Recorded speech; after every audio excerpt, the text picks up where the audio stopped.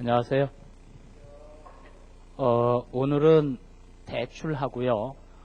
신용카드 외환 이렇게 취급을 할 텐데 오늘 다루는 내용은 거의 이제 은행 업무하고 관련된 거예요. 앞에 다뤘던 금융상품은 은행이든 증권, 보험, 투신, 자산운용사 어디든 다 같이 통용될 수 있는 부분이었는데 오늘 다루게 되는 부분은 거의 은행에 관련된 얘기죠. 대출 업무라든지 신용카드 취급 업무 그리고 외환 업무 이런 것들이니까요. 먼저 오늘 대출에 대한 얘기를 살펴보도록 할게요.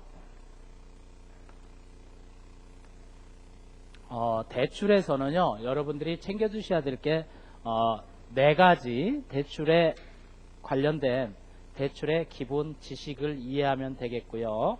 뭐 금리 적용하는 거라든지 대출의 부적격자 누가 대출 받아야 되냐 또는 이런 내용들을 기본적으로 이자 적용하는 문제라든지 이런 걸 대출의 기본 지식에서 다루고요. 그리고 대출이라고 하는 게 어떤 종류가 있는지 대출의 종류를 살펴보고요. 그리고 대출 상품들이 구체적으로 어떤 상품들이 있는지 대출과 관련된 상품 그리고 우리가 실질적으로 창구에서 고객이 오면 대출에 대한 부분을 처리해 줄 수 있어야 되는데 그걸 뭐라고 하냐면 대출의 취급 부분이라고 그래요. 그래서 대출 부분에서는 이 네 가지 파트에 대해서 이해를 하면 되겠고요. 먼저 대출의 기본 지식을 살펴보도록 합니다. 그러면 자, 대출이라고 하는 거는 먼저 대출을 받을 수 있는 사람 그리고 대출을 받을 수 없는 사람 대출을 받을 수 없는 사람을 정해놓으면 그 받을 수 없는 사람을 제외하면 다 대출의 적격자가 되겠죠. 대출의 부적격자가 누구냐 이 부분을 구분해 두셔야 돼요. 대출 부적격자. 그러니까 우리가 창구에서 이제 대출 취급을 한다라면 대출의 부적격자는 차주 즉 돈을 빌리는 사람이나 또는 차주에게 보증을 서주는 인적 담보가 되는 보증인. 대출의 부적격자라는 얘기는 보증으로서도 자격이 없는 거예요. 보증인 자격도 없고 자기가 돈 빌리는데도 자격이 없는 그런 경우인데 어떤 사람들이냐, 일단 한번 대출을 받아가지고 연체가 돼 있는 사람, 이미 여신을 한번 받았는데 연체 걸렸으면 다시 재대출이 안 됩니다. 이걸 연체자. 또는 법원에서 금치산이라든지 한정치산이라든지 파산 이런 것들을 선고받은 자, 그러면 금치산자, 한정치산자, 파산자 이렇게 봐야 되겠죠. 이거는 법원으로부터 선고가 내려진 걸 기준으로 하는 거예요. 그리고 미성년자가 돈을 빌릴 수는 없겠죠. 행위 무능력자이기 때문에 한정치산자, 금치산자, 미성년자는 우리 민법상에서도 행위 무능력자예요. 이들이 한 법률 행위는 취소할 수 있는 법률 행위이기 때문에 금융기관에서 이들을 상대로 법률적인 거래는 안 한다라는 얘기예요. 그리고 해외 교포나 외국인에게는 뭐 부적격 금지는 아니지만 해외 교포나 외국인은 해줄 이유가 별로 없겠죠. 외국인한테 대출해줬는데 대출금을 안 갚고 그냥 자기네 나라로 가버렸어. 이렇게 될 수도 있기 때문에 해외 교포나 외국인은 대출 부적격자로 제한을 받고 있고요. 그리고 지금 법률적인 용어로는 사실 사라졌는데 등재는 아직 남아있는 게 있어요. 그게 뭐냐면 신용불량자죠. 마치 경제적으로 무슨 전과자처럼 취급한다고 해서 신용불량자를 이제는 명명하지 않기로 했어요. 그렇다고 해서 신용불량자가 없어진 건 아니죠. 그대로 존재할 뿐이고요. 그래서 은행연합회에서 신용정보를 서로 교류하기 때문에 신용불량자로 기존에 등재가 됐던 사람들은 지금도 기록이 그냥 있어요. 신용불량자라고 부르지 말자라고 하는 어떤 심리적인 면이나 경제활동에 조금이라도 보탬이 되게 해주자 이런 차원밖에는 도움을 줄 수가 없는 거죠. 두 번째는 연대보증인.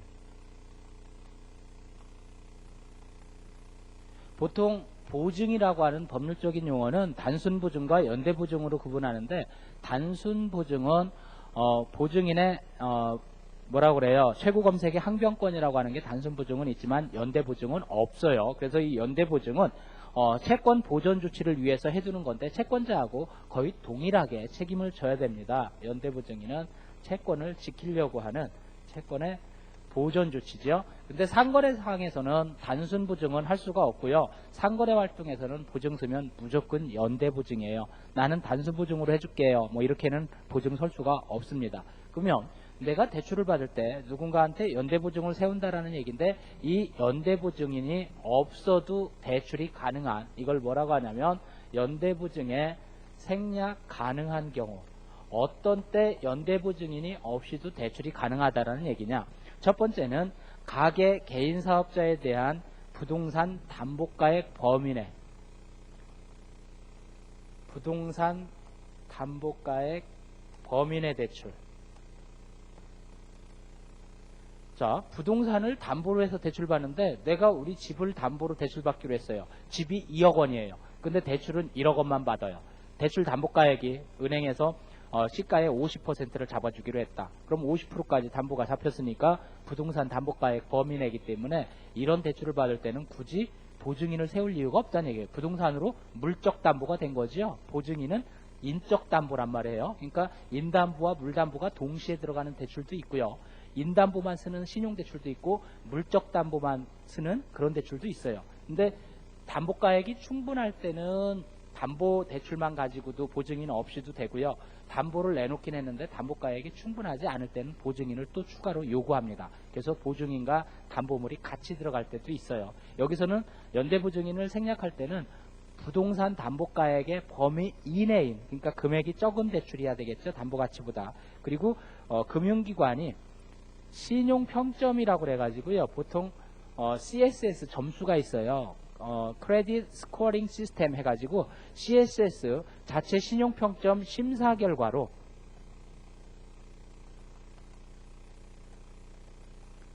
심사 결과 여신.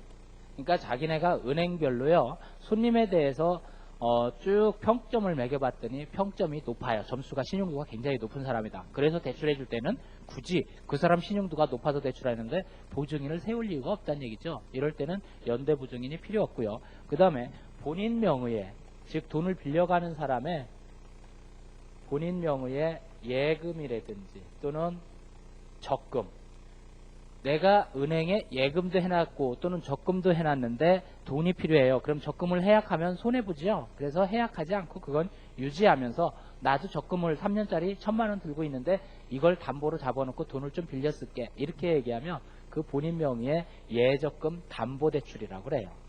이 부분도 자기 상품으로 담보가 들어가 있기 때문에 연대보증인이 필요 없다라는 얘기고요. 네 번째는 보증서 담보 여신이라는 게 있어요. 이 보증서는 보통은 어디서 끊어오냐면 서울보증보험, 이렇게 보증보험에 가가지고요. 내가 은행에서 대출 받으려고 하는데 나에 대해서 보증증권 하나 끊어주세요. 그러면은 비용 얼마 내면 보증보험에서 증권을 끊어줘요. 그 증권을 끊어줬다는 얘기는 뭐냐? 보증보험이라는 회사는 보증을 쓰는 걸 전문으로 업으로 하는 데이기 때문에 이 사람이 보증보험 증권 끊어달라고 온 거는 뭐냐면 내가 1,000만 원을 대출 받으려고 하는데 내가 만약에 그 은행에 돈을 안 갚으면 보증보험이 갚아주겠다라고 보증하는 거예요. 그러니까 보증보험이 이 사람에 대해서 보증할 능력이 되고요. 그리고 이 사람이 신용도가 괜찮은 것 같다 그러면 보증보험 회사에서 보증보험 증권을 끊어줘요. 1,000만 원짜리 보증보험 증권을 끊어줬다 그러면 그 보증보험 증권만 가지고 가서 은행에서 보증서를 넣고 대출을 받을 수가 있다는 얘기예요. 이때는 연대보증인이 필요 없다는 얘기예요. 왜? 만약에 이 차주가 돈을 안 갚으면 보증보험이 대신 주는 거거든요. 저거는. 그러니까 은행이 연대보증을 세울 이유가 없다라는 얘기예요. 자, 그러면 연대보증인을 세울 때 그 연대보증인은 연대보증의 한도가 어디까지냐? 연대보증의 한도를 보면은요. 보통 보증인 기초 한도에다가 일정 제한 비율을 곱해줘요. 보증인 기초 한도 곱하기 일정 제한 비율. 자, 이렇게 해가지고 어떤 금액이 나오겠죠. 그러면 그 보증인의 기초 한도에다가 일정 제한 비율을 곱하면 어떤 금액이 나오는데 여기에서 뭘 빼주냐면 이 연대보증을 했을 때 신청은행의 기보증실적, 그러니까 기라는 얘기는 이미 앞에 보증실적이 있으면 이 부분을 빼줄 때 거기까지를 연대보증 한도라고 하는데 담보대출이라든지 기업대출 같은 실적은 이 기보증실적에서 담보대출이나 기업대출은 제외합니다. 자, 왜냐하면 담보가 있었는데 그걸 보증한 거에 대해서는 담보 가치가 충분하면 이거를 보증 한도에서 차감할 이유가 없다라는 얘기겠죠. 그래서 기업 대출이나 담보 대출의 보증 실적은 제외하고 나머지 신청은행의 기보증 실적을 차감해서 연대보증 한도로 하는데, 이 연대보증 한도는 기본적으로 여신 건당 한 건당 1인 1천만 원. 그러니까 내가 보증을 서준다고 할 때 누구 친구한테라든지 동료한테 보증을 서줄 때 한 사람에 대해서 내가 2천만 원, 3천만 원 설 수 있는 게 아니라는 얘기예요. 1,000만 원까지만 연대보증을 설 수 있다는 얘기죠. 한 건 한 건 처리할 때. 그러면 내가 연대보증을 할 수 있는 건 1,000만 원으로 끝나는 게 아니라 한 사람에 대해서 1,000만 원 서주고 그 다음에 또 다른 사람이 누가 대출 받는다면 또 1,000만 원 서주고, 이건 가능하다라는 얘기예요. 한 건당 건건이 1,000만 원씩밖에 연대보증을 설 수가 없다라는 얘기죠. 자, 이거는 연대보증인에 대한 얘기고요. 세 번째는 여신할 때, 이 대출을 해줄 때 기간, 그걸 대출 기간을 여신기간이라고 그래요. 여신기간은 담보대출의 경우, 신용대출의 경우 다 틀려요. 만약에 여신기간이 담보를 잡고 대출하면 좀 기간이 길어도 상관없겠죠. 보통 30년까지 굉장히 길어요. 담보대출 기간은 30년까지 가능하고요. 단 신용대출은 좀 짧습니다. 신용대출은 1년을 원칙으로 해요. 1년을 원칙으로 하는데 3년까지는 연장이 가능해요. 1년 원칙이나 3년 이내로 연장을 걸어가지고, 그러니까 신용대출은 길어야 3년 간다는 얘기겠죠. 담보도 없고. 그러니까요. 그리고 상품 관련 대출이 있어요. 상품 관련 대출이 뭘까요? 아까 본인 명의 예적금 담보대출이라는 게 있다고 그랬죠. 그런 거를 상품 관련 대출이라고 그래요. 그러면 상품 관련 대출은 그 상품의 만기일, 여기까지 여신을 대출을 해줄 수 있다라는 얘기고요. 그러면 돈을 빌려줄 때 이자라고 하는 걸 내야 되죠. 대출이자. 그러면 이 이자는 어떻게 계산하느냐? 내가 돈을 전체 금액, 빌리는 금액, 그거를 여신 금액이라고 하고요. 이 여신 금액에다가 나한테 적용해주는 연금리가 있을 거예요. 1년에 8%로 한다, 이런 식으로 연금리, 여기에다가 365분의 일수, 그러니까 경과일수죠. 이렇게 해서 금액을 계산해 봤더니 1원 미만이 나와요. 그러면 소수점으로 나온다니, 그럴 때 원 미만은 떼어내게 돼 있어요. 절사합니다. 이렇게 대출이자를 계산한다는 얘기예요. 그런데 돈을 내가 빌려가지고요, 어디서 은행에서 차입을 할 때 대출을 받았는데 이자를 꼬박꼬박 못 내요. 그럴 때 이제 뭘 계산할 줄 알아야 되냐면 연체이자 계산법을 알아둬야 돼요. 자, 연체이자 계산은 어떨 경우에 연체이자가 어떤 걸 기준으로 적용하는지 조금씩 차이가 있는데, 대출금이나 이자를 연체시켰을 때, 자, 대출금이나 이자를 연체시켰을 때 1개월간 이자액의 연체이자만 냅니다. 가계는 1개월간 연체이자, 그러니까 이자의 연체예요. 여러분들이 여기서는 포인트를 어디에 둬야 되냐면, 연체이자를 부과할 때요, 꿔간 돈, 즉 대출금 전체에 대해서 연체이자를 매길 거냐, 내야 되는 이자가 있었어요, 매달. 그 안 낸 이자에 대해서 연체이자를 매길 거냐, 이게 굉장히 중요해요. 큰 금액에 대해서 연체이자를 다 매길 거냐, 총 꿔간 돈, 아니면 냈어야 되는 이자 금액에 연체이자를 물릴 거냐, 이게 틀리죠. 가계 같은 경우, 가계 대출을 했을 때는 한 달 동안 이자의 연체이자를 부과하는데, 기업의 경우에는, 기업이 대출해 갔을 때는 14일, 그러니까 기간도 짧아요. 14일까지 이자의 연체이자 부과하는데, 문제는 이 연체를 4회 이상 했을 때, 그러니까 연체가 그 대출에 간 그 기간 동안에 4회 이상 이 연체를 걸리면요, 이때는 대출 원금의 연체이자를 부과합니다. 그럼 커지겠죠. 대출 원금의 연체이자, 이렇게 물린다는 얘기예요. 두 번째는 분할상환금.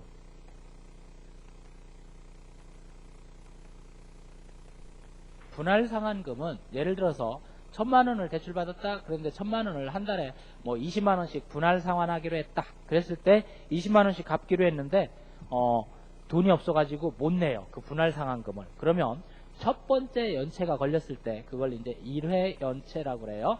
1회 연체는 분할 상환금에 대해서만 연체이자를 부과해요. 분할 상환금 연체이자. 그러니까 1,000만 원 빌렸는데 20만 원을 못 냈다 그러면 20만 원에 대한 연체이자를 부과한다는 얘기겠죠. 이거는. 그런데 2회 이상은 1회 때만 분할 상환금에 대해서 연체를 매기는데 2회 이상은 대출 원금 자체에 대출 원금에 연체이자를 부과합니다. 그러니까 연체 자주 하면은 부담이 굉장히 커져요. 돈 없어서 연체시켰는데 더 주구라고 하는 거죠. 그 다음에 세 번째는요. 차기 이자 수입일 이전의 납입 시에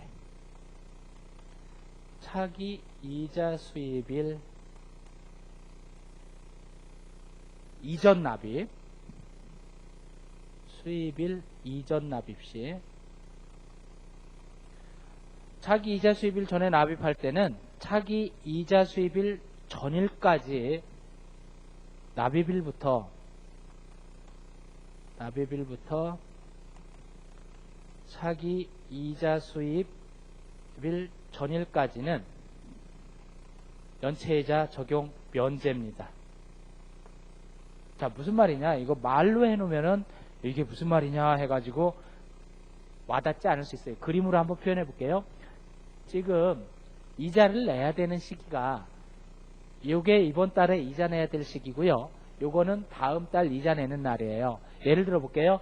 여기가 뭐 6월 10일이고 여기는 7월 10일 매달 10일마다 이자를 내야 돼요. 그래서 6월 10일 날 냈어야 되는데 못 냈어요. 날짜 이미 지나갔죠. 6월 10일 지나갔어요. 근데 지금 내가 언제 내냐면 7월 2일 날 냈어. 만약에 다음 달 이자 납입일은 7월 10일이에요. 근데 이미 한번 어겼죠. 넘어갔어요. 그랬을 때 이렇게 낸 날로부터 여기까지는 이걸 뭐라고 하냐면 차기 이자 수입일, 다음 달 이자 내는 날이에요.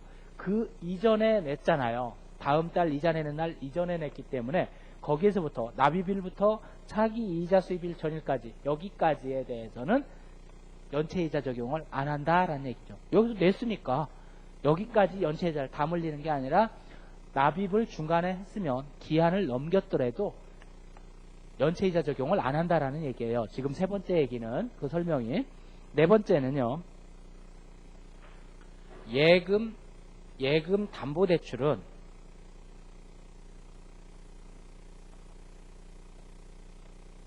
예금 담보로 해가지고 대출 받았을 경우에 약정기일 이자 이전에는 연체이자를 징수하지 않고요. 경과 후에만 약정기일 경과 후만 약정된 연체이자, 약정이자에 대해서 연체이자 징구. 그러니까 이자에 대해서만 연체이자를 징구한다는 얘기예요. 대출 원금에 대한 것이 아니라. 그리고 다섯 번째는 적립 신탁대출이자. 적립신탁대출 이자의 경우에 이것도 연체이자를 이자의 연체이자만 적용한다라는 얘기죠. 연체를 시켰을 때 대출을 받아가지고 연체를 시켰을 때 그 연체이자를 어떻게 적용할 거냐 하는 문제 잘 살펴봐야 되고요. 꼼꼼히 좀 따져봐야 되겠죠. 이거는. 근데 대부분은 이자 밀린 부분에 대해서만 연체이자를 적용하고요. 2회 이상 뭐 어겼다라든지 그럴 때만 페널티성으로 대출 금액 전체에 대해서 연체이자를 부과하죠. 그 다음에 여섯 번째는 금리를 한번 알아보도록 할게요. 자, 여신금리, 수신금리 이렇게 얘기하는데 여신에 대해서 우리가 지금 대출에 대한 부분을 다루기 때문에 이걸 여신이라고 하죠. 그러면 여신을 할 때 금리는 어떻게 결정이 되냐면 일반적으로 조달금리와 대출금리라고 하는 걸 보고요. 조달금리라고 하는 건 뭐예요? 은행들도 자기네가 대출을 해주는 자금을 돈을 어디서 가져오냐면 고객들이 예금했으면 고객들한테 예금하는 돈 이자 줘야 되지요. 그러니까 그 예금 이자 주는 부분은 자기네도 비용이 나가는 거예요. 그래서 조달금리. 근데 고객들한테 예금 받은 것뿐만 아니라 은행도 자기네가 한국은행에서 돈을 꺼온다든지 차입할 수도 있어요. 그럼 차입할 때 이자 줘야 되는 거, 그 이자도 조달금리에 들어가겠죠. 그 조달금리가 결국은 자기네가 돈을 꺼줄 때는 그보다 더 비싸게 받으려고 할 거라는 얘기예요. 그래서 대출금리에 조달금리라고 하는 게 영향을 주기도 하고요. 또는 우리 은행에 만약에 내가 지금 우리 은행에서 대출을 해주려고 하는데 손님이 대출해 준다고 할 때 그 금리는 고객마다 조금씩 다를 수도 있어요. 왜 다를 수 있냐면 우리 은행에 이 손님이 와서 거래를 많이 했던 우량 고객, 우수 고객이다 그러면 금리를 조금 낮게 적용할 수도 있겠죠. 이거를 뭐라고 하냐면 거래 기여도. 거래 기여도. 그리고 그 손님이 거래 기여만 많이 하는 게 아니라 돈 떼일 가능성이 높은 손님인지 절대로 돈 떼어먹을 것 같지 않은 손님인지 그 사람의 재정 상태라든지 그 사람의 직업이라든지 또는 거래 실적이라든지 재산세 납부 실적 이런 것들을 보면 위험 정도를 파악할 수가 있어요. 그러니까 위험이 높을 경우에는 금리를 높게 받아요. 우리 흔히 제도금융권 밖으로 나가가지고 사채업자들한테 돈을 빌리는 사람들이 굉장히 높은 금리에 시달려요. 왜 그러겠어요? 은행에서 정상적인 대출이 안 되는 사람들이에요. 그렇다는 얘기는 은행에서 대출을 못 받을 정도의 사람이라면 돈 빌려주는 사람 입장으로 볼 때는 떼일 가능성이 높다는 얘기예요. 못 갚아 저 사람은. 그러니까 어떻게 하냐면 이자라도 그 리스크 때문에 높은 이자를 적용한다는 얘기예요. 위험이 높을수록 금리는 높아지는 거죠. 그러니까 손님의 거래 기여도나 위험 정도에 따라서 금리가 달라질 수도 있고요. 이 대출금리는 어떻게 적용이 되냐면 보통 은행에서 우대금리라고 해서 프라임 레이트라고 하는 게 있어요. 프라임 레이트가 우대금리가 결정이 되면 이 프라임 레이트 기준으로 해가지고 각 고객별로 평점이 매겨지죠. CSS라고 해서 크레딧 스코어링 시스템이라는 평점별 가산금리를 매깁니다. 고객의 평점별로 가산금리를 적용해서 여신금리로 즉 대출금리로 적용한다는 얘기인데 구체적으로 그러면 여신금리의 적용 방식을 한번 살펴보도록 할게요. 여신금리를 적용할 때 적용 방식과 금리를 약정할 때 약정 방식 두 가지를 한번 살펴보도록 할게요. 적용 방식과 약정 방법. 자, 여신금리의 적용 방식은요 4가지로 구분할 수가 있는데 첫 번째는 수신금리부. 수신금리부로 여신을 한다라는 얘기는 수신금리부 여신.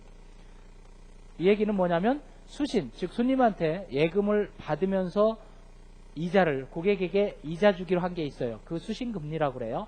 그 수신금리에다가 대출을 해줄 때 은행은 고객들한테 예금금리로 얼마 줬으니까 대출할 때는 이거보다 얹어가지고 돈이 남는 장사를 해야 되겠죠. 돈놀이 하는 게 은행인데. 자, 그걸 뭐라고 하냐면 예금과 대출에 대한 스프레드, 그걸 예대 마진이라고 그래요. 그래서 마진을 얼마 먹을 거냐, 예대 마진만 얹으면 된다는 얘기예요. 한번 예를 들어볼까요? 은행이 고객들한테 정기예금 금리로 1년에 연 몇 프로를 예금이자를 주냐면 4.5%를 예금이자를 준다고 해볼게요. 1년짜리 정기예금을 했을 때. 그러면 고객들이 여기다가 4.5% 이자 달라고 하면서 예금을 많이 했어요. 그 돈을 재원으로 해서 대출을 해준다고 할 때 은행이 우리 한 2%만 먹자. 2% 게임을 한다. 그러면 예대 마진을 2%로 한다고 했으면 대출금리는 6.5%. 이 은행에서 돈 빌려가는 사람들은 연금리 6.5%만 내면 돈을 빌렸을 수 있다. 이런 얘기겠죠. 이거를 수신금리부 여신금리라고 그래요. 이렇게 적용할 수도 있고요. 또 하나는 단일금리부 여신금리가 있어요. 자, 단일금리라는 얘기는 뭐냐면 고시금리라고도 해요. 단일금리로 그냥 고시금리로 딱 결정하는 거예요. 지금 고시금리가 몇 프로다. 그럼 그 몇 프로에 대출해 주겠다. 이렇게도 하고요. 또는 시장금리부 여신금리가 있어요. 자, 시장금리부 여신금리는 시장에 기간별 기준금리가 있어요. 시장에 기간별 기준금리. 시장의 기간별 기준금리에다가 은행에서 자기네가 받으려고 하는 가산금리를 얹으면 되겠죠. 자, 시장의 기간별 기준금리는 어떤 걸로 책정할까요? 예를 들어서 3개월물 CD 양도성 예금 증서가 3개월물 CD가 지금 4.5%다. 그럼 그 4.5%가 시장의 기준금리가 되는 거예요. 여기다가 각 고객별 위험도나 거래기여도 이런 걸로 해서 은행이 가산금리를 부과시키면 이게 시장금리부로 대출해주는 시장금리부 여신금리가 되고요. 네 번째는 프라임금리부. 프라임금리부 여신금리라고 하는 게 있어요. 이거는 뭐냐면 프라임레이트, 즉 우대금리라고 그랬죠. 이거 보고 프라임레이트, 우대금리에다가 각 고객별 가산금리 이렇게 얹어가지고 여신을, 즉 대출을 해줄 때 금리를 적용할 수 있다는 얘기고요. 자, 이거는 여신을 할 때, 대출을 해줄 때 이자를 어떤 방식으로 금리를 적용할 거냐는 적용 방식이고요. 금리 약정하는 약정 방법이 있어요. 그러면 금리를 약정하는 방법은 세 가지를 볼 수가 있는데, 금리 약정 방법, 이건 세 가지를 볼 수 있는데 이렇게 있어요. 첫 번째는 고정금리. 고정금리로 금리를 약정할 거냐, 또는 연동금리로 금리를 약정할 거냐, 변동금리로 금리를 약정할 거냐. 자, 고정금리로 금리를 약정할 때는 약정 기간 끝날 때까지 금리가 변함이 없는 거예요. 약정 기간까지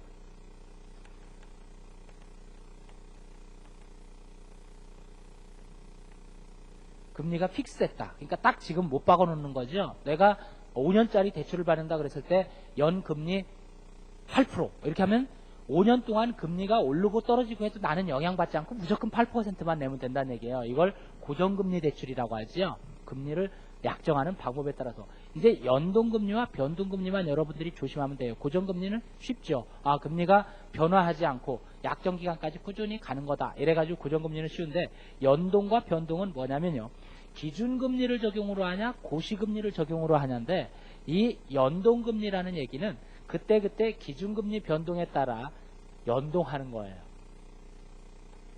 기준금리 변동에 따른 연동. 그러니까 기준금리는 계속 변하죠. 예를 들어서 지금 CD금리가 뭐 요새 콜금리도 인상시키고 그러다 보니까 또 금리가 조금 올라가요. 그러면 CD금리도 올라가는 거죠. 콜금리 올라갔으니까. 이렇게 금리가 올라가면 기준금리가 바뀌었기 때문에 그 기준금리 바뀌면 거기에 연동해서 따라가가지고 움직여지는 금리 적용. 이거를 연동금리라고 하고요. 변동금리는 고시금리예요. 고시금리 변동에 따라서 변경되는, 고시금리가 변동해. 즉 고시금리는 뭐예요? 지금 3년 만기 회사채 유통 수익률 고시금리가 뭐 4.8%다. 국고채 수익률 3년 만기 국고채 수익률 고시금리는 4.6%다. 그럼 그게 고시금리예요. 고시를 지금 현재 수준에서 얼마로 했다. 그 고시금리가 바뀔 때 거기에 따라서 변동되는 거를 변동금리라고 하고요. 그러니까 연동금리와 변동금리의 차이는 뭐냐면, 연동금리는 기준금리에 연동하는 거고, 변동금리는 고시금리 변동에 따라서 바뀌어가는 이 금리 적용 방법을 변동금리의 약정 방법이라고 한다는 얘기죠. 일반적으로는 그냥 이렇게 구분하기도 해요. 고정금리로 약정할 거냐, 변동금리로 약정할 거냐, 중간중간 금리를 바꿀 거냐, 아니면은 픽스 시켜가지고 만기까지 똑같은 금리로 일률적으로 적용을 해서 대출이자율을 결정할 거냐, 이렇게 구분하기도 하지요. 자, 그러면 이거는 이제 여신금리를 결정하는 방법이었고요. 두 번째는 적용금리는 그러면 어떻게 할 거냐. 지금 네 가지 여신금리의 적용 방식에 대한 얘기를 다 해봐야 되겠죠. 첫 번째는 수신금리에다가 예대 마진을 얹은 거.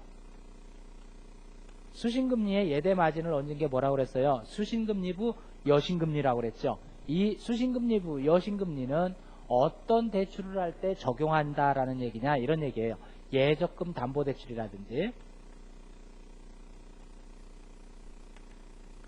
내가 상품대출, 예금이나 적금이 있을 때 상품대출 받을 때는 이 수신금리부 여신금리로 적용을 한다는 얘기고요. 또는 그 회사에다가 누군가가 수익증권을 맡기고 수익증권 담보대출을 한다라든지, 또는 채권을 맡기고 채권 담보대출을 한다라든지, 또는 적립신탁대출을 한다라든지, 이런 대출들은 바로 수신금리부 여신금리로 적용을 한다는 얘기고요. 두 번째는 단일금리로 적용하는데 약정 방법에 따라서 고정금리와 변동금리로 구분할 수가 있어요. 자, 고정금리로 할 때 단일금리부 여신 방법하고요. 변동금리로 해가지고 단일금리부 여신 방법은 뭐냐면, 고정금리로 단일금리부 여신 적용하는 적용금리는 별도 조성자금을 재원으로 했을 때, 별도 조성자금을 만들어가지고 이 돈으로 빌려줄 때는 고정금리부 단일금리 여신을 적용하고요. 변동금리로 해가지고 단일금리 적용할 때는 정책자금이라든지 이 돈의 용도가 정책자금 또는 당좌대출, 일당좌대출 또는 카드론을 받을 때도 단일금리를 적용하고요. 그 다음에 프라임금리부,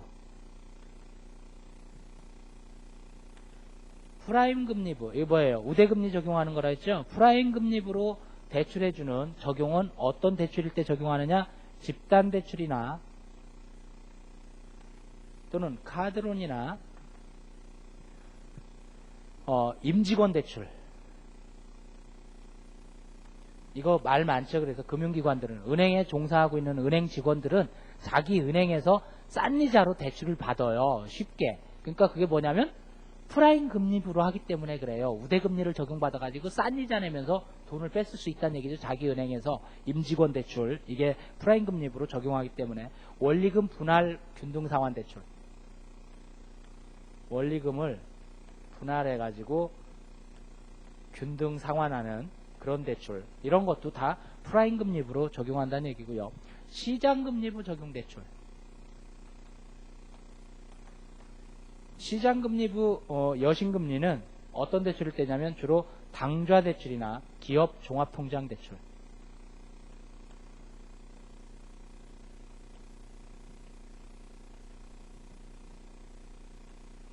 기업의 종합통장대출 또는 당좌대출, 이런 것들은 시장금리부 여신금리를 적용받아가지고 대출을 해주더라, 이런 얘기죠. 자, 그러면 은행에서 대출을 해주고 여신금리, 적용금리 이런 거를 어떻게 결정하느냐, 이걸 뭐라고 하냐면 금리 결정 체계라고 얘기해요. 세 번째는 금리를 어떻게 결정하는지, 괜히 은행에서 아무렇게나 결정하는 게 아니란 말이에요. 그래서 이 금리를 어떻게 타당성 있게 그렇게 결정하는지 금리 결정의 체계를 한번 살펴보도록 할게요. 기본금리라고 하는 게 있고요. 금리를 결정할 때 산출금리라고 하는 게 있고요. 자, 기본금리, 그리고 금리를 결정할 때 산출금리, 그 다음에 결정금리가 나와요.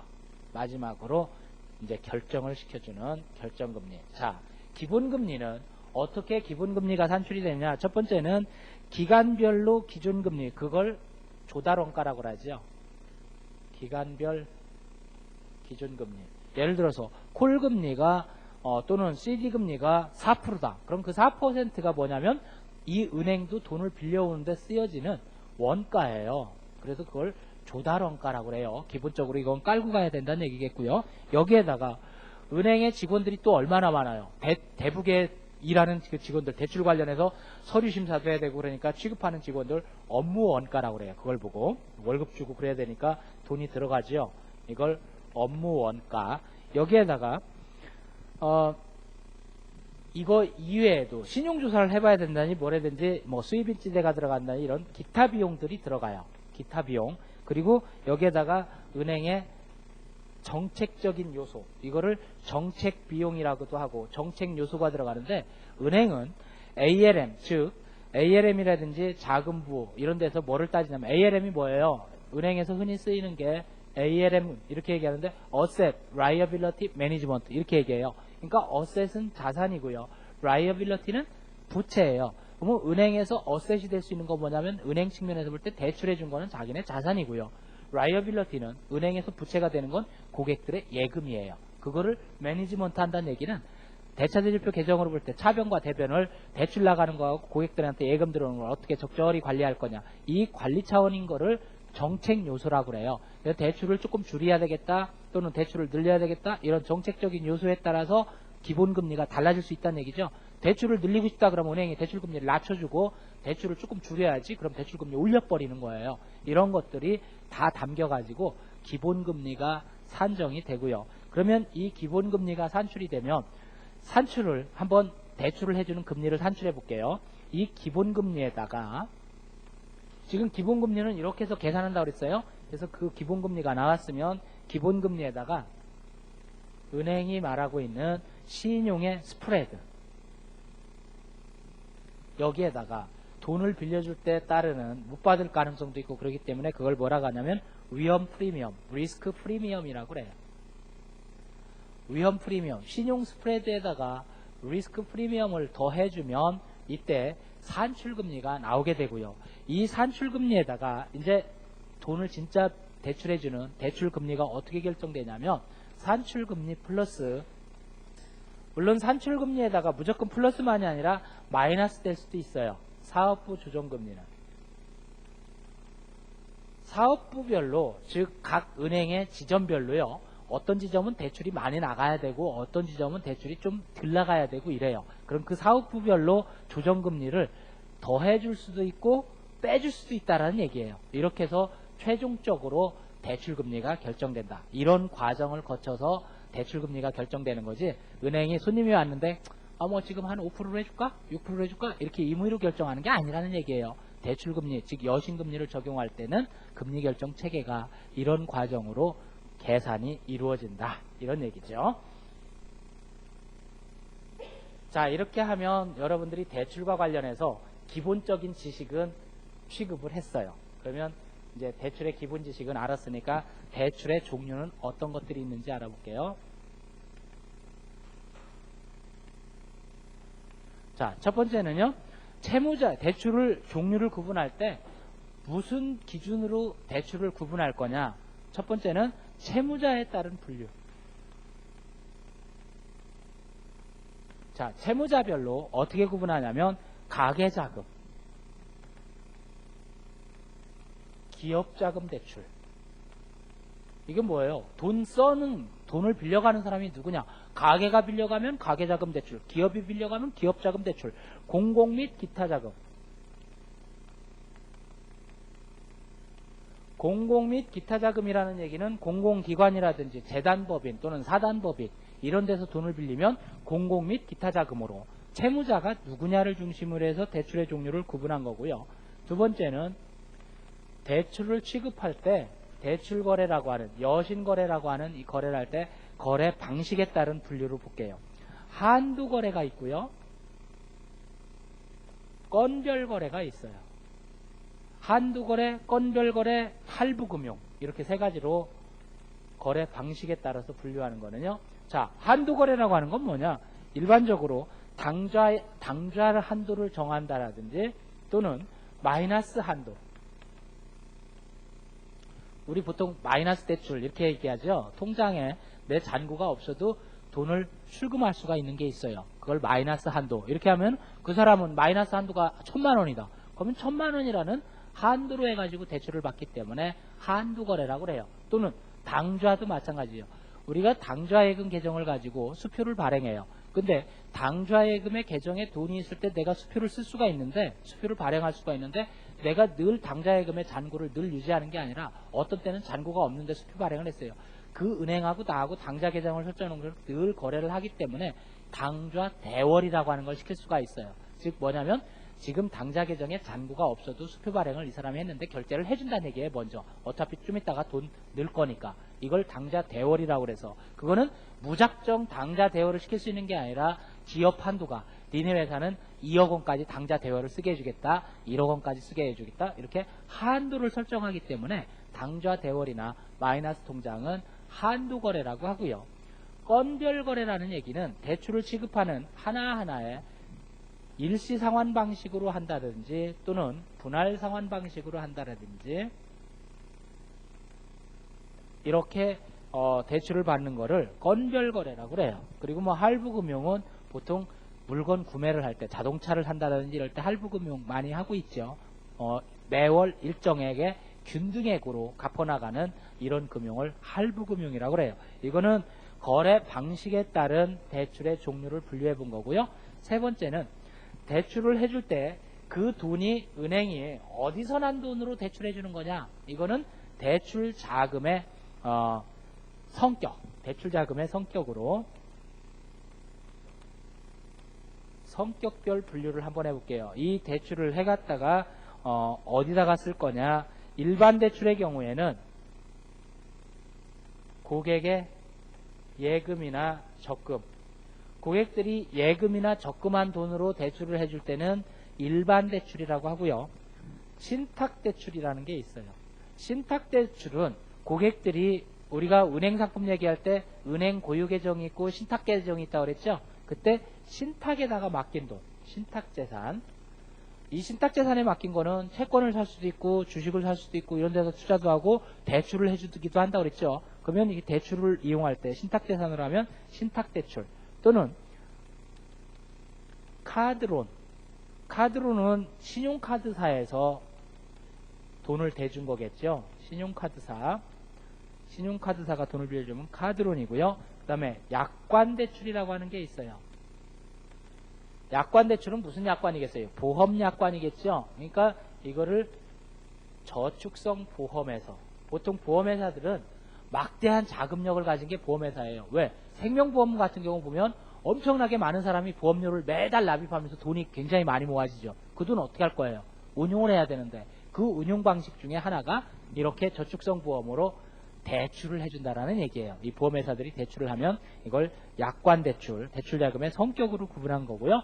네 번째는 전결권자에 대해서. 전결권자가, 이 결제권자가 누구냐에 따라서 전행대출과 승인대출로 구분해요. 전행대출, 승인대출. 자, 전행대출이라는 얘기는 뭐냐면 이 대출을 받을 때 한번 대출을 한번 취급해 볼까요? 우리가 만약에 대출 받는다면 어떻게 해요? 은행의 한 점포에 가가지고 분명히 대북에 그 대출 처리하는 그 파트가 있어요. 거기 가서 내가 대출 받으려고 하는데요. 근데 얼마나 받으시려고 그러냐? 그런데 거기서 1,000만 원 받으려고요. 이렇게 얘기하면 그 대출 창구에서 그냥 취급이 되는데 한 20억 받아보려고요. 이렇게 얘기하면 깜짝 놀라겠죠. 손님이 거액을 요구한다든지 그럴 때 우리 은행의 점포에서 취급할 수 있는 범위가 있어요. 그러니까 은행의 지점장이라는 게 있죠. 지점에. 그 지점장이 결정을 해서 결제를 해줌으로써 대출이 나가는 게 있고 금액이 커지면 은행의 지점장도 감당 못해. 그러면 이 대출을 해줄 거냐 말 거냐는 지점장이 결정하는 게 아니라 그 상부로 본점으로 가야 된다는 얘기예요. 은행 본점으로 가서 그 은행 본점에 가면 부서장급 이상이라든지 또는 여신관리위원회, 여신위원회에서 심사를 해가지고 야 어떤 기업이 지금 500억을 대출해달라고 했는데 100억을 대출해달라는데 이거 그 회사에다 대출해줘야 돼 말아야 돼. 이거를 부서장급 이상 본점에서 해결해야 되는 거지 지점에서 할 수 없어요. 그래서 지점에서 할 수 없고 본점에서 따로 승인을 해줘야 되는 걸 승인대출이라고 하고요. 지점에서 직접 대출을 취급할 수 있으면 전행대출이라고 그래요. 그러니까 영업점장이라든지 또는 복임권자, 영업점장 또는 복임권자. 여기서 복임권자는 누굴까요? 보통 여러분들이 은행에 가면 요새 이제 그 직급 얘기가 전 기관으로 다 확대돼 가지고 어떤 레벨로 표시가 되고 있는데 이게 바로 대리라는 뜻이에요. 여러분들이 어떤 직급 보면 이런 직급이 있을 거예요. 이게 무슨 뭐를 한다는 얘기예요. 누구를 대신해야 한다 이런 얘기죠. 그 자리가 대리. 이 복임권자는 누구를 대신한다는 얘기냐면 지점장 대리 이런 얘기예요. 지점장의 권한을 이어받아서 일을 처리할 수 있다라는 얘기죠. 그게 그냥 이제는 하나의 직위체제로 해가지고 어떤 회사를 가봐도 원래는 은행에서 쓰는 지점장 대리 이런 말이에요. 근데 요새는 제조업체에서도 하나의 직급으로 나 이번에 대리 승진했다 뭐 이렇게도 얘기를 해요. 원래는 지점장 대리 여기서 나온 말이라는 얘기죠. 그러니까 그 대리를 복임권자, 내가 대북의 대리가 직접 사인해가지고 대출 처리할 수 있다는 얘기예요. 소소한 금액들에 대해서는 영업점장이라든지 또는 복임권자가 하든지. 승인대출은 부서장급 이상이나 또는 여신위원회에서 이런 데서 본점에서 결정을 해야 되는 이런 금액이 이제 클 때겠죠. 이걸 전결권자에 따른 대출의 종류 이렇게 구분하고요. 그러면 지금 대출의 종류에서는 아주 크게 대출에 대한 아웃라인만 그려봤는데 실제 대출 상품들은 어떤 게 있는지 대출 상품으로 한번 들어가 볼게요. 대출 상품은 금융기관별로 좀 차이가 있어요. 그래서 금융기관별 대출 상품부터 취급을 해봅니다. 첫 번째는 금융기관 중에 은행이 은행계정과 신탁계정으로 구분한다고 그랬죠. 은행은 대출을 해주더라도 은행계정 대출이 있고 신탁계정 대출이 있어요. 자, 은행계정에서 대출해주는 거는 주로 일반자금이나 예금담보로 일반자금 또는 예금담보대출, 내가 예금해놓은 걸 담보로 해서 대출받는 건 은행계정에서 돈을 빼쓰는 거고요. 또는 주택자금 대출, 이런 거는 다 은행계정 대출인데, 내가 보통 은행 가가지고 부동산을 담보로 해가지고 대출받는다, 그럴 때는 신탁계정 대출이에요. 우리 아파트를 담보로 해서 대출받는다, 이런 것들이요. 부동산 저당, 수익증권 담보, 저당을 잡혔다든지 또는 수익증권을 담보로 했다라든지 또는 적립식 신탁 또는 보증대출 또는 유가증권 담보대출, 뭐 한꺼번에 수익증권 담보나 뭐 유가증권 담보나 다 같은 얘기겠죠. 이 보증대출 같은 경우 아까 뭐라고 그랬냐면 내가 보증인이 없다, 그러면 어떻게 하자고 그랬어요. 은행에서는 보증서야 신용대출을 해준다라고 하는데 나는 보증 쓸 사람이 없어요. 그럼 어떻게 하면 된다? 보증보험에 가면 보증보험 증권을 끊어준다고 그랬죠. 그럼 보증보험 가서 보증보험 증권을 끊으면 그게 보증대출인데, 그런 신용대출을 받을 때는 다 그 대출이 어디서 나온 거다? 신탁계정에서 나오는 신탁대출이라는 얘기예요. 일반 대출이 아니라 신탁대출을 받는 겁니다. 보증보험 대출 또는 유가증권 담보대출, 부동산을 담보로 맡기고 대출받는 거, 이런 것들은요. 두 번째는 신용카드 회사에서 대출받는 거 볼게요. 신용카드사에서 대출받는 거는 보통은 소액 카드론이나 카드론으로 그냥 1,200만원 조금씩 이렇게 받을 때 소액 카드론, 또는 신용카드에서도 신용대출 있을 수 있고요. 신용을 담보로 하는 게 신용카드죠. 그리고 신용카드사도 부동산 담보대출은 받습니다. 우리나라만이 아니라 일본과 우리나라는요, 금융을 하는 것 중에 이 부동산이 끼면 쉬워요. 부동산 담보대출이 그래서 굉장히 많아요. 대출의 대부분들은 부동산을 담보로 해가지고 은행도 좋아하고 신용카드사도 좋아하고 보험사도 좋아하고, 이 부동산 담보대출은 금융기관마다 다 있다라는 얘기예요. 보험사로 한번 가볼게요. 보험회사는 어떤 대출을 해주고 있느냐? 보험에 가입했을 때 약관대출이라고 하는 게 있어요. 보험 약관대출, 그 다음에 보증보험 대출이 있고요.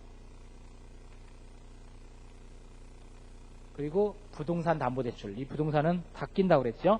그 다음에 은행의 문턱을 좀 낮춰서 영세 상공인이나 또는 서민 대중을 위해서 생긴 금융기관이 있죠. 이게 상호저축은행.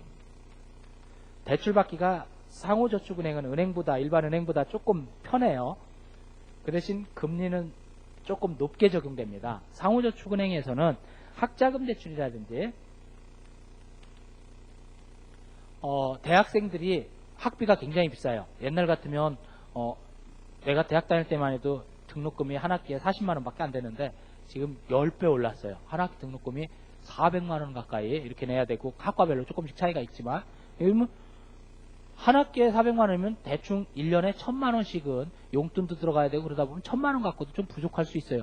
그럼 4년 졸업하려면 수천만원이 필요한데 대학생이 돈이 어디서 나와요? 부모가 대주지 않으면 어려워요. 근데 나는 내가 고학생이다, 혼자 독립해가지고 공부를 한다, 그러면 돈은 없는데 공부를 하고 싶고 대학 졸업하고 나중에 취업하면 돈 갚을 수 있어. 그러니까 나 지금 대학 다닐 동안 등록금 좀 꺼줘라, 미리 이렇게 할 수 있어요. 이게 학자금 대출이고요. 그리고 의료비 대출. 내가 아픈데, 이게 조금 매정해 보이는지 모르지만 내가 아픈데 병원에 갔더니 접수를 안 하면 치료를 안 해줘요. 아무리 죽어 나자빠진다고 해도 병원은 접수를 해야 돼요. 그러니까 내가 돈이 없으면 치료를 못 받는데 대출 받아서라도 치료받아야겠다. 그래서 의료비 대출이라는 것도 해주고요. 그 다음에 상호저축은행에서 대출로 히트친 게 있어요. 이게 뭐냐면 개인 택시 대출. 개인 택시 사업자들, 이 개인 택시 사업자가 저도 택시 타고 가끔 택시기사하고 얘기하다 보면요. 한 달에 얼마나 벌어요? 그러면 아유 뭐 한 달에 2, 300 남는 것도 별로 없습니다. 그러는데 아유 한 달에 300 정도 벌으면 사는 데는 지장 없지 않나요? 그랬더니 뭐라고 하냐면 300 정도만 그냥 계속 꾸준히 생기면 사는 데는 먹고는 살지만 무슨 얘기를 하냐면 택시를 하다 보니까 이 영업용 차량들은 빨리 낡지요. 낡으니까 또 차를 사야 돼. 차 살 때 돈 있어야 되잖아요. 한꺼번에 목돈 들어가잖아요. 물론 택시는 우리가 승용차로 사는 것보다는 싸요. 특별소비세가 과세가 안 되니까 싸긴 싸지만 그래도 뭐 1, 2천만 원씩 필요하다는 얘기 목돈이. 그때 돈이 없어. 왜? 운전하면서 벌은 돈으로는 먹고 사는 데다가 쓴 거고 택시를 차를 바꿔야 되는데 돈이 없더라. 근데 개인 택시들은요. 개인 택시 일반 회사 택시하고 틀리게 개인 택시도 사업자예요. 그래서 개인 택시는 차가 없이 개인 택시 면허만 해도 수천만 원씩 호가를 해요. 그 사업을 할 수 있다는 게. 그러니까 개인 택시 사업자는 돈 떼일 일이 별로 없겠죠. 이 사람 개인 택시 살 때 그 차값을 돈을 빌려줄 수 있다는 얘기예요. 그래서 이걸 개인 택시 사업자 대출이라고 그래요. 상호저축은행에서 이 상품을 만들어 가지고 개인 택시 하는 사람들한테 대출을 많이 해주고요. 그 다음에 웹 스피드론. 요새는 웹상에서 대출을 그냥 해주죠. 내가 꼭 창구에 방문해야 되는 게 아니라 인터넷상에서 내 신용도를 딱 집어넣으면 내 신용 평점이 나와요. 그래서 얼마까지 대출이 된다? 그럼 그냥 바로 출금 신청해가지고 내 계좌로 송금해줘. 그럼 송금 딱 되고 이런 걸 웹 스피드론 빠르죠. 그러니까 스피드론 해가지고요. 그 다음에 할부금융사의 대출. 할부금융 또는 우리는 흔히 캐피탈사 이렇게 얘기하죠. 캐피탈 무슨 캐피탈 뭐 이렇게 얘기하는데 주택 할부금융도 있고요. 이 할부금융사들은 주택하고 내구재 할부금융을 많이 하는데 내구재 중에 특히 많이 해주는 게 자동차예요. 여러분들이 차를 할부로 산다고 하면 거기에는 항상 캐피탈사, 할부금융사가 낍니다. 그래가지고 자동차 영업사원하고 이 할부금융사하고는 커넥션 관계가 있어요. 그래서 자동차 영업사원이 차를 얼마로 싸게 내가 해주겠다. 그 자동차에서 팔겠다라는 자동차 회사의 판매 단가보다 더 낮아줘요. 아니 지도 남아야 되는데 왜 저렇게 될까 해보니까 할부금융사하고 연관이 돼 있어요. 그래서 할부금융사에서 돈을 보존해 줍니다. 왜? 할부금융사는 자동차를 누가 할부로 산다고 할 때 손님 하나를 데리고 오면 할부금융사에 고객이 되는 거죠. 자기네도 대출해주고 이자 받으니까. 그래서 거기서 커미션 관계도 있고 이렇게 연관이 돼가지고 전에 이걸 PD수첩에서 한번 다룬 적이 있었죠.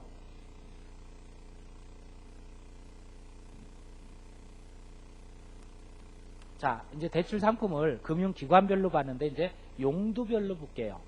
이 돈을 빌려다가 어디다 쓰려고 하냐라고 하는 용도별로 대출 상품을 구분해 봤더니 첫 번째는 가계자금 대출 또는 주택자금 대출 이렇게 구분해 봐요. 첫 번째는 가계자금 대출, 두 번째는 주택자금 대출. 자, 가계자금 대출이라고 하는 거는 일반적으로 신용으로 하지요. 신용 대출을 합니다. 그래서 가계자금 대출은 인터넷 대출, 요즘 많이 하고 있는 인터넷, 즉 CSS, 크레딧 스코어링 시스템이라고 하는 CSS 평점에 따라서 인터넷 대출을 할 수도 있고요. 직장인 대출. 자, 직장인 대출은 누가 대출받기 좋을까요? 지금 은행에서 선호하는 직장인들이 있어요. 월급쟁이라 해서 다 은행에서 그래 너 월급쟁이니까 대출해줄게 이게 아니라 선호하는 직장이 일반적으로 어떤 직장일까요? 안 잘릴 만한 직장. 안 잘린다는 게 뭐냐면 안정적인 직장. 안정적인 직장이 뭘까요?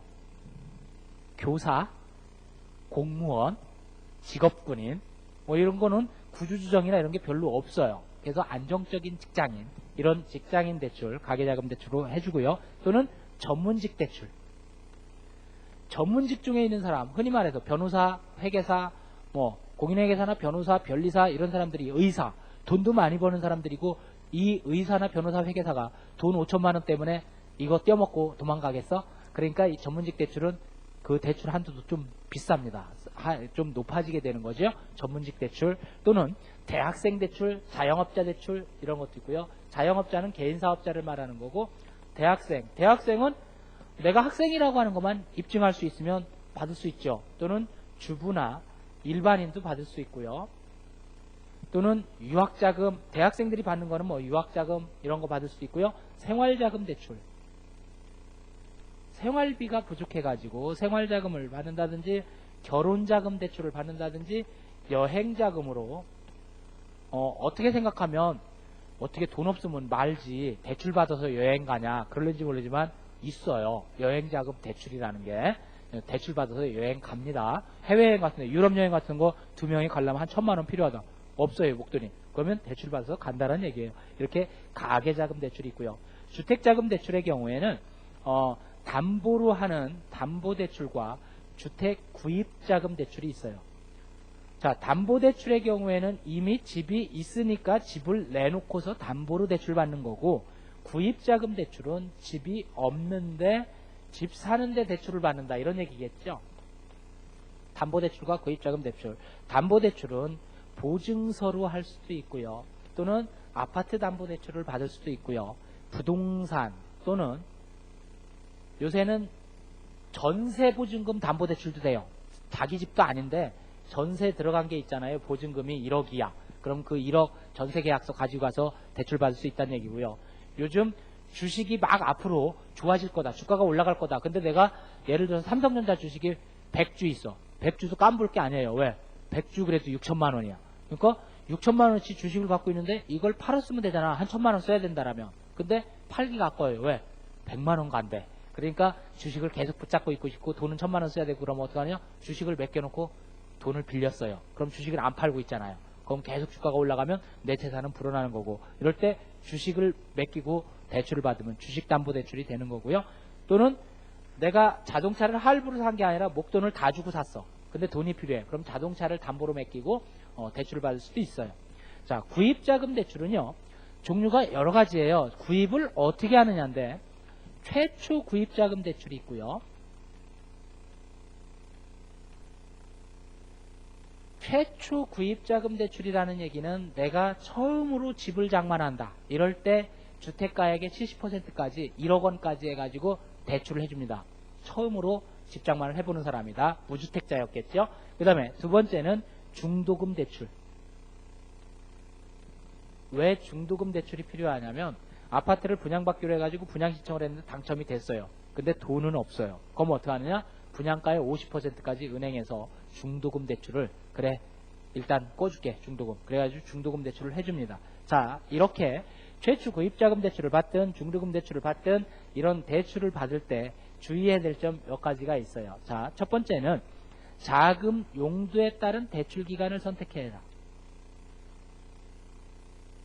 자금 용도에 따른 대출 기간. 왜냐하면요, 자금을 잠깐 썼다가 중간에 갚을 거다라고 하면 대출 기간이 길 필요가 없는 거죠. 대출 기간을 짧게 가져가면 돼요. 대출 기간은 내가 쓰는 자금의 용도에 따라서 기간이 길은지 짧은지 선택을 해야 되고요. 두 번째는 수수료 혜택에 대해서 살펴봐야 돼요. 대출을 받을 때 어떤 은행에서는 아파트 담보대출, 설정비, 은행 부담, 전액 이렇게 해놓는 데가 있어요. 그러니까 수수료가, 즉 설정비 혜택 같은 걸 금융기관이 주고 있는지 이런 거를 살펴보라는 얘기고요. 그리고 금리를 적용할 때는 변동금리를 적용하는 게 유리한지 또는 고정금리를 적용하는 게 유리한지 그때그때 살펴봐야 돼요. 앞으로 금리가 계속 올라가는 추세다라고 하면 고정금리를 선택하고요. 앞으로 금리가 더 떨어질 추세다라고 한다면 변동금리 적용하는 게 낫겠죠. 그래서 금리가 바뀔 때, 떨어질 때는 작은 금리로 조금만 내도 되게끔 저희가 이런 부분을 대출 받을 때 고려해 봐야 되겠다라는 얘기고요. 세 번째는 소액의 긴급자금 대출.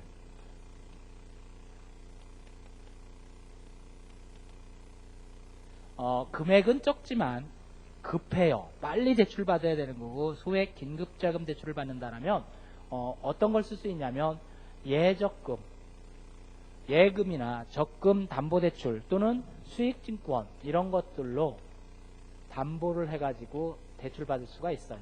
예적금 담보대출, 수익증권 담보대출 또는 보험회사의 보험 약관 대출. 내가 장기 손해보험 같은 경우 가입했다. 그러면 내가 손해보험에 가입했지만 손해가 안 나면 손해를 당하면 보험사고가 나면 거액을 받을 거고요. 보험사고가 안 나도 만기에 돈을 다 입금했던 거 받게 돼 있어요. 그게 10년짜리 손해보험에 가입했다. 10년 후에 내가 한 1,000만 원 받기로 돼 있다. 그러면 그 내가 돈 넣는 게 지금 얼마인데 그 돈 범위 내에서 대출을 미리 땡겼을 수도 있다라는 얘기예요. 이걸 이제 보험 약관 대출 또는 현금 서비스. 카드 가지고 제일 용이하게 하는 게 바로 현금 서비스죠. 일반 회원, 특별 회원 해가지고 이거는 한도는 조금씩 다른데 물품 구매 한도보다 현금 서비스 한도는 카드를 이용하다 보면 금액은 적어요. 그래가지고 흔히 돌려막기라고 하는 게 여기에서 비롯되는 거죠. 현금 서비스 받아가지고 한 카드 결제해 주다가 보니까 다른 카드로 또 현금 서비스 받아야 되고 이렇게 작은 금액에 급한 돈을 빌릴 때는 현금 서비스. 이거보다 금액이 조금 커지면은 카드 론을 하기도 해요. 현금 서비스보다 조금 금액을 키우고 그럴 때는.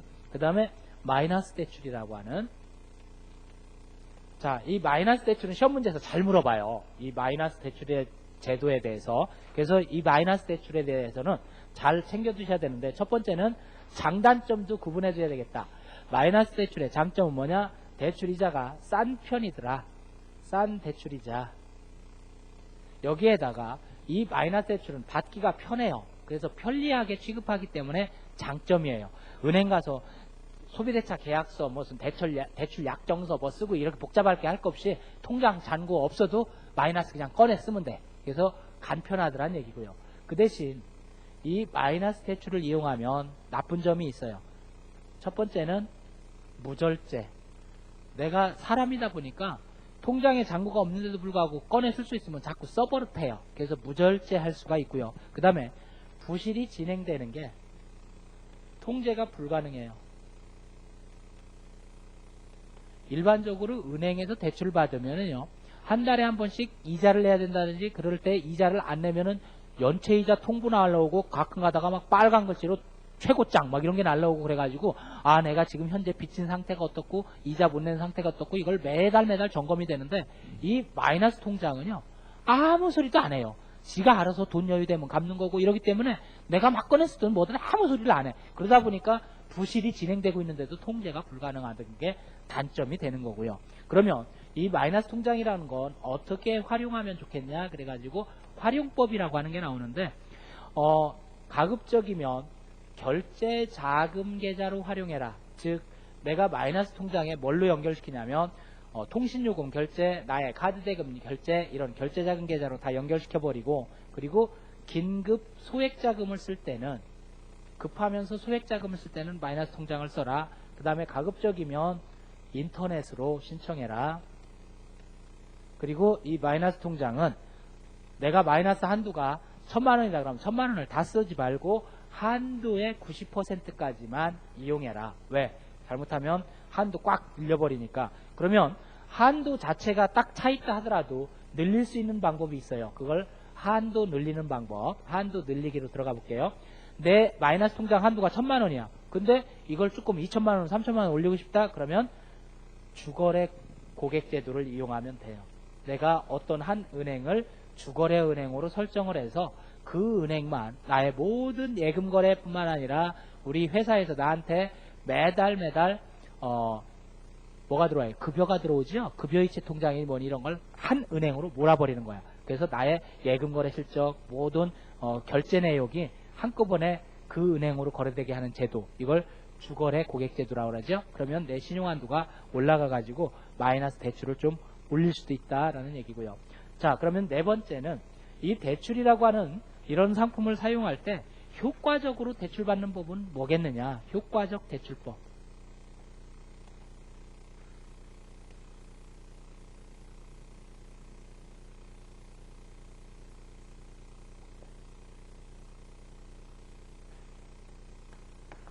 자, 효과적인 대출 방법은요. 첫 번째는 내가 은행에서 대출을 효과적으로 받으려면 대출 금리가 금융기관마다 조금씩 차이가 나다라는 거를 차이 나는 부분을 이용해야 돼요. 그럼 어떻게 해야 돼요? 쇼핑을 해야 돼요. 여기저기 우리가 옷을 사도 운동화를 사도 여기저기 가게 돌아다녀가면서 디자인, 가격 다 불러보고 맞춰보고 해서 뭐 똑같은 것 같은데 여기가 좀 싸네. 그럼 거기 가서 사듯이 이 대출을 받을 때도 금융기관마다 금리가 다르다는 점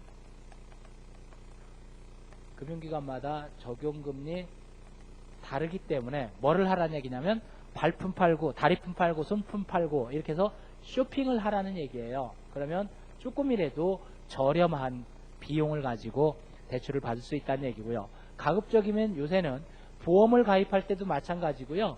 대출을 받을 때도 마찬가지고 인터넷을 이용하면 다 비용이 쌉니다. 주식 거래를 해도 보험 거래를 해도 대출을 받아도 인터넷으로 쓰면 싸요. 왜?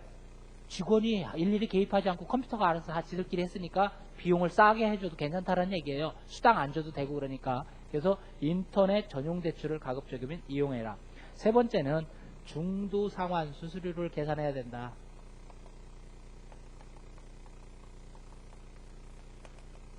내가 빚을 졌다가 5년 동안 쓰기로 했는데 10년 동안 쓰기로 했는데 1년 만에 갚으면 돈 꿔준 사람이 좋아할 것 같죠? 안 좋아해요. 오히려 빨리 갚으면. 왜? 자기는 5년 동안 이자 받기로 계산이 돼 있었는데 돈 싹 갚아버리면 이자가 안 나오잖아요. 그렇기 때문에 은행도 마찬가지예요. 5년짜리로 10년짜리로 대출해줬는데 지가 돈 많이 벌었다고 해서 1년 만에 다 갚아? 그러면 약정기간이 10년이었는데 1년 만에 갚는다고 그래서 그걸 중도상환. 너 왜 10년 쓴 다음에 1년 만에 다 갚아? 그럼 페널티성으로 돈 더 내놔. 이래가지고 이자를 더 매겨요. 이걸 중도상환 수수료라고 합니다. 이 부분도 계산을 해둬야 된다는 얘기예요. 내가 중간에 돈을 빨리 갚아버릴 때는. 네 번째는 부대비용을 절감시킬 수 있는 부대비용 절감 방법을 찾아봐야 되는데 이 부대비용은 뭐냐면 대출을 지급하다 보면 내가 부동산 담보대출을 할 때는 보통 감정을 받으니까 감정평가사 수수료, 감정비가 들어갈 거고요. 그리고 설정비가 들어가요. 그러니까 담보대출을 한다는 얘기는 저당권 설정을 해야 되죠. 등기부등본에. 이 등기부등본에다 저당권 설정할 때 그 비용, 그리고 수입인지대, 인지대 이런 것들을 얼마나 들어가는지 따져봐야 되고 때로는 은행이 저걸 자기네가 부담해준다고 하나 이런 내용도 살펴가지고 대출을 받으라는 얘기고요. 그 다음에 용도별 대출을 구분해봐야 되겠다. 자, 용도별로 대출을 구분한다는 얘기는 건별 대출을 받을 거냐 마이너스 대출을 받을 거냐. 건별 대출을 받을 때는 어떤 때 저금리에 고정자금으로, 마이너스 대출을 받을 때는 어떤 때 급할 때, 이럴 때 마이너스 대출을 받죠. 어디다가 쓸 거냐라고 하는 용도별 대출이 되고요. 그리고 금리 선택은 내가 고정금리를 택할 건지 변동금리를 택할 건지 그 금리 선택은 향후에 금리가 어떻게 될 것인지를 예상해야 돼요.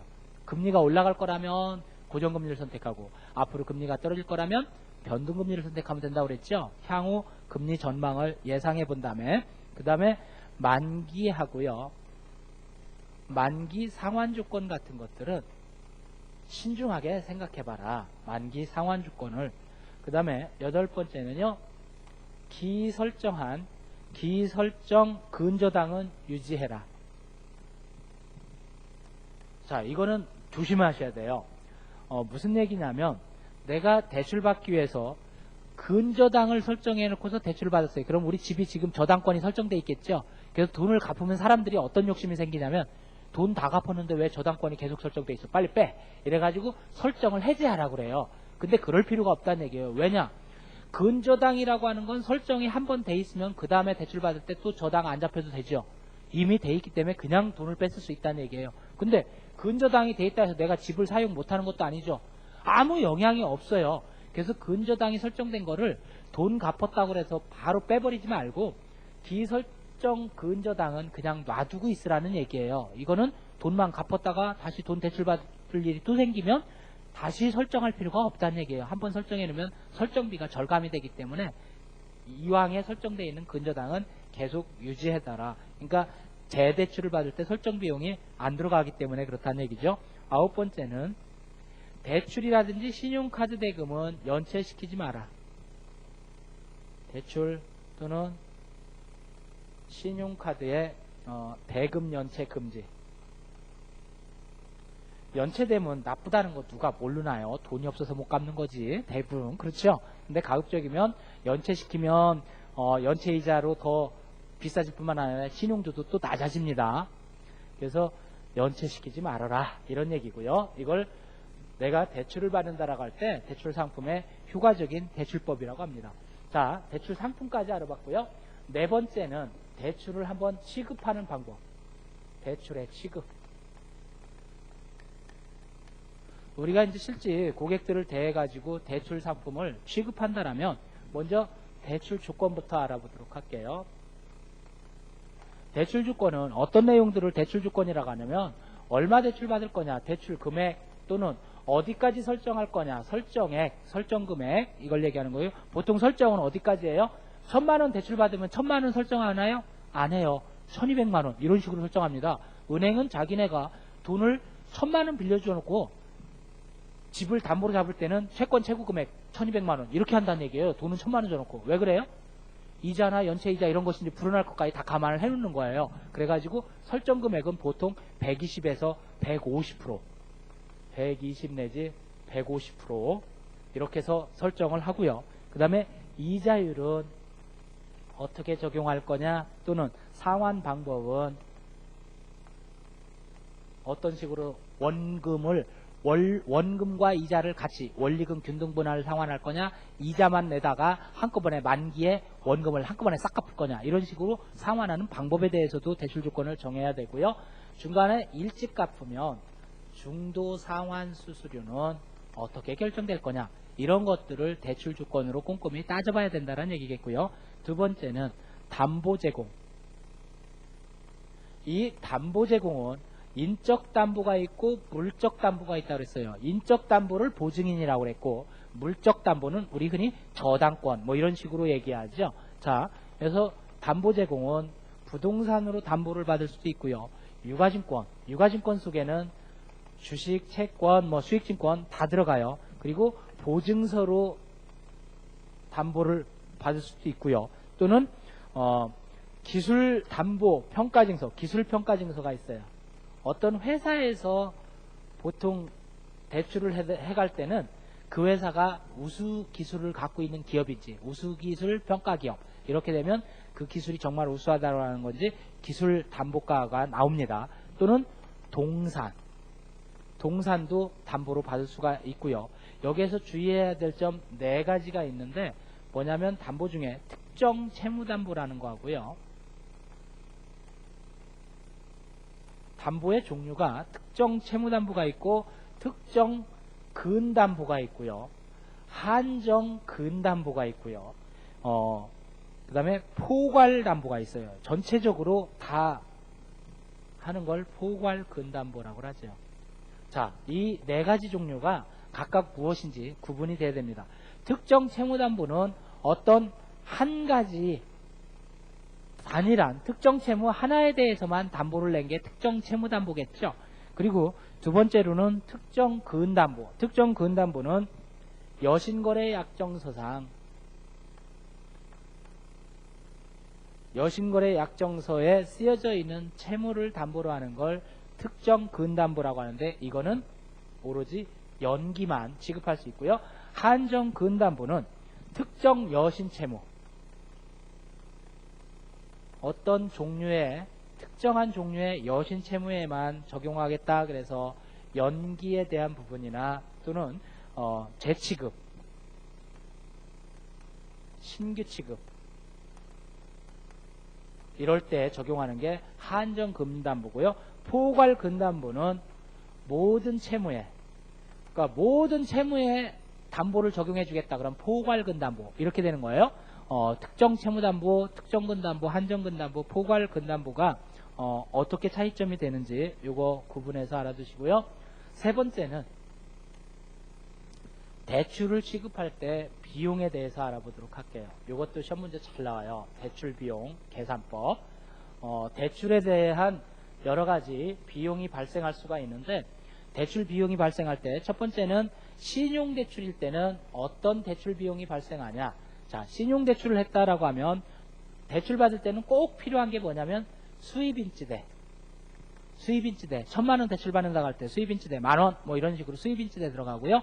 신용대출을 받기 때문에 내가 신용도가 얼만큼 되는지 몰라. 그래서 신용조사하는데 신용평가기관한테 신용조사 수수료를 내면서 신용조사를 해요. 여기에다가 기타, 여기는 취급수수료겠죠. 이런 내용이 신용대출 시에 대출 비용이 들어가는 거고요. 두 번째는 보증보험증권. 보증보험증권으로 대출할 때 대출과 관련된 비용은 보증보험에 보증료 내야 될 거고요. 인지대, 수입인지대 들어가야 된다고 그랬죠. 그 다음에 이 보증보험에서도 신용조사 합니다. 그래서 신용조사 수수료 이거 들어가고요. 그 다음에 기타는 취급수수료라고 그랬죠. 세 번째는 부동산 담보대출할 때. 자, 부동산 담보대출을 한다라면 취급되는 대출과 관련된 비용이 뭐겠냐? 인지대, 수입인지대 당연히 들어가고요. 그리고 등기부등본에다 설정하려면 설정비가 들어간다고 그랬어요. 여기에다가 신용조사 수수료 플러스 담보를 조사해 봐야 되기 때문에 담보조사 수수료 이게 들어가고요. 그 다음에 기타 취급수수료겠죠. 자, 이때 이 설정비라고 하는 거는 따로 떼어 가지고요. 근저당 설정비용은 구체적으로 어떤 것이 들어가는지 설정비를 또 따져볼게요. 설정비가 왜 들어가냐면 주택 채권 매입 비용하고요. 채권 매입을 해야 되니까 채권 매입 비용 플러스 등록세, 교육세. 등록세가 내면 여기에 반드시 교육세가 따라다녀요. 그러니까 등록세, 교육세 이거 내야 되고요. 그리고 등기 비용, 등기부등본 비용. 등기부등본 비용 들어가죠. 그 다음에 여기에다가 법무사한테 일 맡기면 법무사 보수 들어가죠. 여기에다가 일당, 교통비 이런 것들이 들어가더라라는 얘기예요. 이 설정비에는 수입인지 비용이 들어가지 않습니다. 요건 유의하셔야 돼요. 지금 대출을 취급하다 보니까 다 수입인지 비용이 다 들어갔어요. 근데 설정비에는 수입인지 비용이 들어가지 않아요. 가끔 시험 문제에서 뭐라고 나오냐면 다음 대출과 관련된 비용이 잘못 설명된 것은 해가지고 신용대출을 받을 경우에는 수입인지대, 신용조사 수수료, 취급수수료 이런 것들이 들어간다 이렇게 나오고요. 보증보험증권 대출을 받을 때는 보증료, 인지대, 담보조사 수수료 이렇게 들어간다면 틀리는 거죠. 담보조사 수수료는 부동산 담보대출일 때 또는 설정비에 수입인지대가 들어가면 그것도 틀리는 거고요. 수입인지대는 필요 없어요. 설정비에서는 이렇게 대출을 지급할 때 취급 관련된 비용 어떤 것들이 들어가는지 잘 구분해서 챙겨두셔야 됩니다. 그 다음에 대출을 하다 보면 누가 대출 받아갈 수 있냐면 아까 대출의 부적격자, 연대부증인 뭐 이런 것들을 구분했어요. 그래서 대출해가는 사람이 진짜 이 사람인지 남의 이름으로 대출 받아서 돈만 챙겨갖고 도망가는 사기꾼인지 이거 구분해야 돼요. 그걸 뭐라고 하냐면 본인 확인 서류.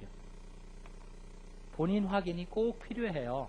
그래서 본인 확인 서류로 필요한 것들은 다음 중 본인 확인 서류로 인정되지 않는 것은 이렇게 물어볼 수도 있어요.